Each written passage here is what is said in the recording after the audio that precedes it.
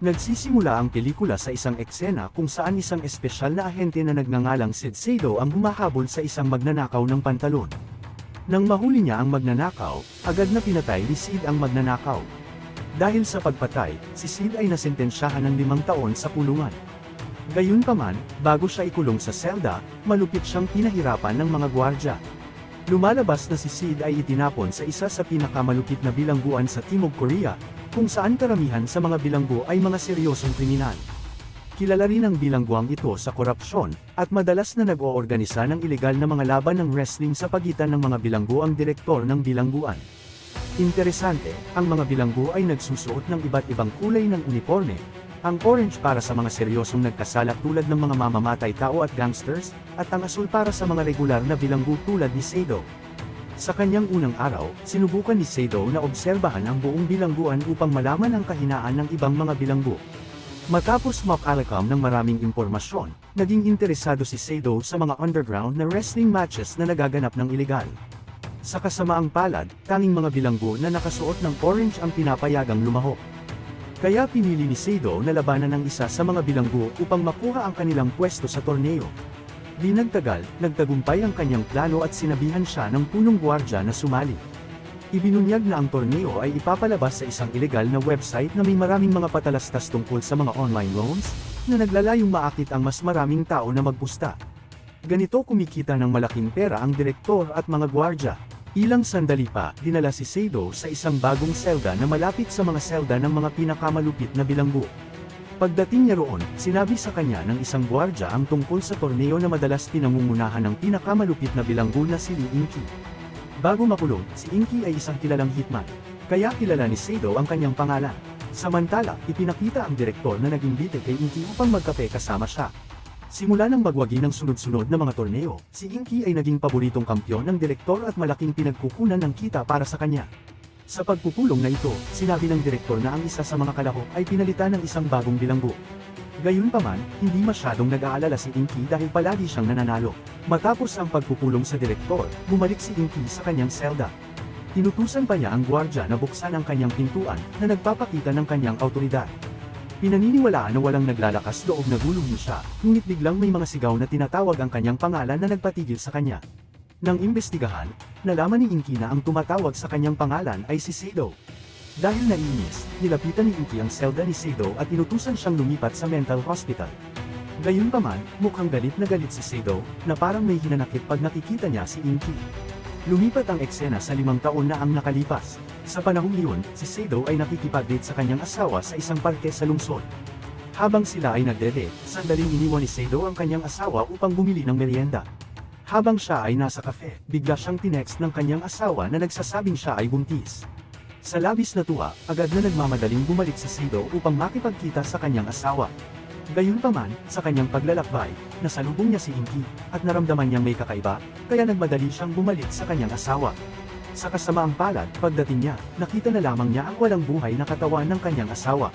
Ibinunyag na si Sado ay sinadyang pumasok sa bilangguan upang ipaghiganti ang pagkamatay ng kanyang asawa, na pinatay ni Inky. Bumalik sa kasalukuyan, nakitang naghahanda ang direktor ng bilangguan upang simulan ang wrestling tournament.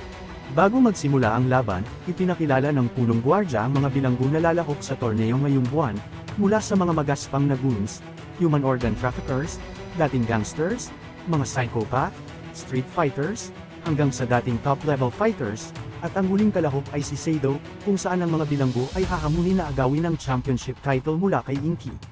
Matapos ipakilala ang mga kalahok, ibinigay ng punong gwardya ang schedule ng torneo sa direktor. Sa unang laban, susubukan ng punong gwardya ang lakas ni Sado sa pamamagitan ng pagpapare sa kanya laban sa isang dating top-level fighter. Nang magsimula na ang mga kamera, agad na naging mabangis ang laban. Kasabay nito, pumasok ang direktor at iba pang mga sugarol sa isang espesyal na silid at pinanood ang laban sa pamamagitan ng virtual reality. Sa pamamagitan ng device na ito, mas thrilling ang kanilang panunood. Sa laban, nahirapan si Sado laban sa kanyang kalaban. Gayunpaman, nagawa ni Sado na bumangon at lumaban ng matindi. Nang makakuha ng upper hand si Sado, biglang dumating si Inky at sinubukang guluhin siya. Ngunit lalo lamang nitong pinaigting ang determinasyon ni Sado na patayin si Inky. Sa huli, natalo ni Sado ang dating fighter ng mas brutal pa. Sa kanyang mga nakakamatay na suntok, nagawa ni Sado na talunin ang kanyang unang kalaban at umaban sa susunod na yugto. Ang direktor, na pumuste kay Sado, ay natutuwa na makita ito. Matapos mapanood ang laban ni Sado, inutusan ng direktor ang punong gwardya na agad simula ng ikalawang laban dahil hindi siya makapaghintay na makakita pa ng karahasan. Sa ikalawang round, ang laban ay sa pagitan ni Liam, ang human organ trafficker, at ng matigas na goon. At walang patumpik kampat, nagsimula ang laban. Hindi tulad ng kanyang kalaban, kulang si Liam sa kasanayan sa pakikipaglaban, at umaasa lamang siya sa lakas ng walang anumang teknik, na nagbigay sa goon ng advantage sa simula. Gayunpaman, ang emosyon at daldal ng goon ay nagbigay daan kay Liam na baligtarin ang sitwasyon, at sa kamanghamanghang paraan, natalo niya ito ng madali. Samantala, si Sado ay napapangimi sa sakit sa kanyang selda dahil sa epekto ng mga suntok ng top-level fighter na tumama sa kanyang tiyan. Habang tinitiis ang sakit, naalala ni Sado ang kanyang yumaong asawa, kahit na parang naghahalusinasyon. Samantala, ang punong gwardya at ang direktor ay nag-uusap tungkol sa perang kinita nila mula sa pagpusta sa pagkapanalo ni Sado. Simula sa huling laban, nakikita ng direktor si Sado bilang isang hindi inaasahang contender, ngunit mula ngayon, buong-buong susuportahan ng direktor si Sado. Iniutos pa ng direktor sa punong gwardya na bigyan ng pangangalaga si Sado upang siya ay makapagpahinga at maging handa sa susunod na laban. Bilang resulta, tinawag ng punong gwardya ang isang doktor mula sa ospital upang suriin ang kalagayan ni Sado at bigyan siya ng gamot. Mahalagang siguraduhin ng punong gwardya na gagaling si Sado. Matapos magamot, humiling ng pahintulot si Sado mula sa isang gwardya na makipagkita sa kanyang kalaban bago ipagpatuloy ang torneo. Bagaman tinanggihan sa simula, kalaunan ay pinayagan si Sado dahil itinuring siyang mahalagang fighter ng direktor. Lumalabas na ang kanyang susunod na kalaban ay si Liam. Sa kanilang pagkikita, sinabi ni Liam na sadyang matatalo siya sa darating na laban, at bilang kapalit, maaari nang magpatuloy si Sado sa susunod na round. Dagdag pa rito, naniniwala si Liam na kaya ni Sado na talunin si Inky. Matapos niyang manalo, bibigyan si Sado ng pahintulot na lumabas ng bilangguan. Kung mangyayari ito, nakiusap si Liam kay Sado na mag-hide ng mensahe sa kanyang anak sa bahay dahil lumalabas na may cancer si Liam at hindi na magtatagal ang kanyang buhay. Kinagabihan, nanaginip si Sado na nakikipagkita sa kanyang asawa sa isang parke. Ngunit kahit na siya ay masaya, alam ni Sado na hindi niya maibabalik ang kanyang asawa sa tunay na mundo. Sa panaginip, niyakap niya ang kanyang asawa ng sandali, na parang totoo. Ngunit nang magising siya, nagulat siyang makita ang sarili na niyayakap ang isang babaeng doktor. Kinabukasan, nagplano si Sado na ibalik ang kanyang lakas, ngunit muling ginulo siya ni Inky sa pamamagitan ng kanyang mga salita, tinutokso siyang saktan ito. Sa kabutihang palad, laging pinapakalma ni Liam si Sado at pinaalalahanan siya sa kanilang plano.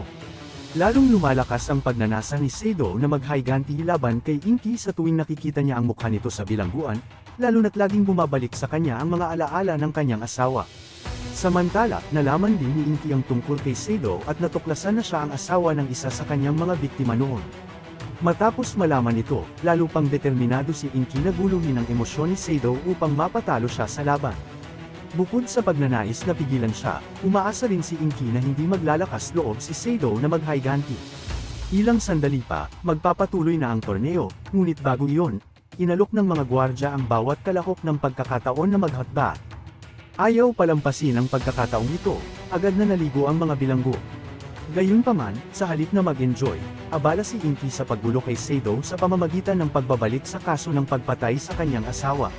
Sa huli, galit na galit si Sado at halos mawalan ng kontrol. Nang malapit na siyang saktan si Inky, bigla niyang binitiwan ang kanyang balak dahil kung siya ay aatake sa labas ng torneo, pipigilan siya ng mga gwardya at madi-disqualify sa laban. Na ibig sabihin, mawawalan siya ng pagkakataong maghiganti. Kinabukasan, ipinagpatuloy ng direktor ang wrestling tournament, at sa pagkakataong ito, itinapat ng direktor ang isang street fighter laban kay Inky. Tulad ng inaasahan ng direktor, matindi ang laban. Sa pagkakapanalo ni Inky, nais ng direktor na mas maaga ang laban sa pagitan ni Sado at Inky upang makaakit ng mas maraming manunood. At pagkatapos, ang direktor ay tataya kay Inky, tiyak na mananalo siya sa laban. Sa ganitong paraan, layunin ng direktor na doblehin ang pera. Ilang sandali pa, nagsimula ang susunod na laban. Sa laban na ito, itinampok ang isang batang leader ng gang at isang psychopath na sinasabing madalas gumawa ng mutilations. Walang pag-aaksaya ng oras, agad silang naglaban. Mula sa simula, nagawa ng leader ng gang na dominahin ang laban, kahit na inatake ang mga vital organs ng kanyang kalaban. Ngunit dahil ang kanyang kalaban ay isang psychopath, napakahirap para sa leader ng gang na patumbahin ito, lalo na't natatawa pa ito habang tumatanggap ng mga suntok. Hanggang sa wakas, nagawa ng psychopath na sirain ang konsentrasyon ng leader ng gang. Sa huli, nagawang talunin ng psychopath ang leader ng gang. Nang matapos ang laban, naghanda ang mga gwardya ng mga sasakyan para kay Inky at ang direktor upang dalhin sila sa isang restaurant. Kahit na siya ay isang bilanggo, palaging nakakatanggap ng espesyal na treto si Inky dahil sa dami ng perang napapasok niya sa direktor. Bilang pasasalamat, madalas iniimbita ng direktor si Inky na maghapunan. Sa daan patungong restaurant, inalala ni Inky ang kaso ng pagpatay sa asawa ni Seido. Matapos magsagawa ng investigasyon, lumalabas na ang asawa ni Seido ay isang empleyado na alam ang madilim na sikreto ng kanyang kumpanya. Upang pigilan siyang ikalat ito, inarkila ng may-ari ng kumpanya si Inky upang patayin siya. Sa panahong iyon, hindi alam ni Inky na ang kanyang target ay may asawa at buntis. At sa katotohanan, nakakaramdam ng pagkakasala si Inky para kay Seido, ngunit wala siyang ibang pagpipilian. Matapos ang hapunan, ipinagpatuloy ng direktor ang torneo, na umabot na sa semifinal stage. Sa round na ito, haharapin ni Seido si Liam, at ayon sa kanilang plano, sadyang matatalo si Liam kay Seido. Sa simula, hindi naglunsad ng anumang pag-atake si Liam, ngunit upang maiwasan ang paghihinala mula sa mga gwardya, kinailangan ni Liam na magpakita ng matinding laban. Sa sandaling ito, naguluhan si Seido dahil biglang sumugod si Liam, kaya't napilitan si Seido na labanan ito ng seryoso. Samantala, ipinakita rin ng direktor ang isa pang final match sa pagitan ni Inky at ng psychopath. Sa mga laban na ito, malinaw na haharapin ni Seido si Inky sa final. Bago ipagpatuloy ang torneo, tinaasan ng direktor at ng punong gwardya ang halaga ng pastahan dahil naniniwala sila na pipiliin ng mga tao si Seido bilang bagong bayani, habang ang direktor at ang kanyang mga taga-suporta ay tiyak na mananalo si Inky sa laban na ito. Bago magsimula ang final match, binigyan ng mga finalists ng massage facilities upang mapresko ang kanilang katawan. Pagkatapos nito, inutusan nila ang isang gwardya na ipaliwanag ang mga patakaran ng final, na sa asensya ay ang mga paa ni Seido at Inky ay ikakadena, at pinapayagan silang gumamit ng mga kutsilyo sa laban. Upang manalo, kailangang tuluyang maputol ang paa ng kalaban. Dagdag pa rito, binigyan din sila ng masasarap na pagkain, isinasaalang-alang na maaaring isa sa kanila ang mamatay sa laban. Nang makita ang masarap na pagkain, agad itong kinain ni Inky, habang si Seido ay balisa at hindi mapakali, lalo na't mahalaga sa kanya ang laban na ito. Ngunit muli, sinubukan ni Inky na guluhin ang emosyon ni Seido sa pamamagitan ng kanyang mga salita hanggang sa wakas nawalan ng kontrol si Seido. Agad na iniulat ng isang gwardya ang laban sa direktor, ngunit nagpasya ang direktor na huwag manghimasok, kundi ipalabas ang laban. Sa sandaling iyon, sinabi ni Seido na ang laban na ito ay usapin ng buhay at kamatayan, kaya't buong tapang na lumaban si Seido upang patayin si Inky. Hindi natatapos doon, pinunit ni Seido ang mga kalamnan sa paa ni Inky at iniwan itong paralisado habang buhay. At ayon sa mga patakaran, kinurunahan si Seido bilang kampiyon ng torneo. Bagaman ayaw, kinailangan ng direktor at ng punong gwardya na ibigay ang susi sa pintuan ng bilangguan, at mula ngayon, pinapayagan na si Seido na lumabas ng bilangguan bilang gantimpala mula sa torneo. Bilang resulta, ang direktor at ang kanyang mga tauhan ay nagdusa ng mabigat na pagkalugi dahil natalo si Inky.